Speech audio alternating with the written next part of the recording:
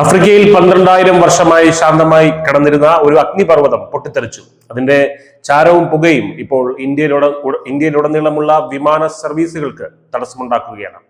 November 23-ന് എത്യോപ്യയിലെ ദീർഘകാലമായി ഉറങ്ങിക്കിടന്നിരുന്ന Hailey ഗുബി എന്ന അഗ്നിപർവ്വതമാണ് പൊട്ടിത്തെറിച്ചത്.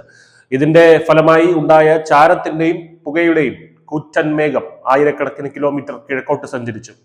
ഈ ചാരക്കൂമ്പാരം ഇതിനകം ഇന്ത്യയുടെ ചില ഭാഗങ്ങളിൽ എത്തിച്ചേർന്നിട്ടുണ്ട്.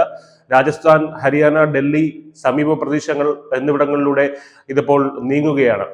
യമൻ, ഒമാൻ, പാകിസ്ഥാൻ എന്നിവയുടെ ആകാശത്തും ചാരവും പുകയും പടർന്നു.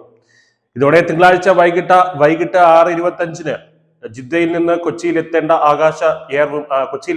എയർ വിമാനം, 6:30-ന് കൊച്ചിയിൽ എത്തിക്കേണ്ട ഇൻഡിഗോയുടെ ദുബായ് വിമാനം എന്നിവ റദ്ദാക്കി. 2 വിമാനങ്ങളുടെയും മടക്ക് യാത്രകളും മുടങ്ങി. യാത്രക്കാർ കുടുങ്ങിക്കിടക്കുകയും യാത്രാ തടസ്സങ്ങൾ നേരിടുകയും ചെയ്തു. ഉംറ തീർത്ഥാടകർക്ക് ഇത് വലിയ രീതിയിൽ ബുദ്ധിമുട്ടുണ്ടാക്കിയിട്ടുണ്ട്. കണ്ണൂരിൽ നിന്ന് അബുദാബിയിലേക്ക് പോയ ഇൻഡിഗോ വിമാനം ഒമാൻ വ്യോമ പാതയിൽ വെച്ച് അഹമ്മദാബാദിലേക്ക് തിരിച്ചയച്ചു. യാത്രക്കാരെ മറ്റൊരു വിമാനത്തിൽ കണ്ണൂരിലെത്തിച്ചു.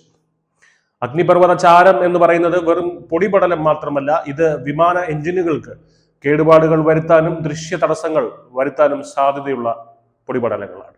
അതുകൊണ്ട് തന്നെ ഇത് വിമാനയാത്ര അപകടകരമാക്കും. വ്യോമയാന റെഗുലേറ്ററായ directorate general of civil aviation അടിയന്തര സുരക്ഷാ മുന്നറിയിപ്പുകൾ നൽകിയിട്ടുണ്ട്. ചാരം ബാധിച്ച മേഖലകളിലൂടെയുള്ള വിമാന സർവീസുകൾ ഒഴിവാക്കാനും ആവശ്യമെങ്കിൽ വിമാനങ്ങൾ വഴിതിരിച്ചു വിടുകയോ നിർത്തിവെക്കുകയോ ചെയ്യാനും എയർലൈനുകൾക്ക് നിർദ്ദേശം നൽകിയിട്ടുണ്ട്.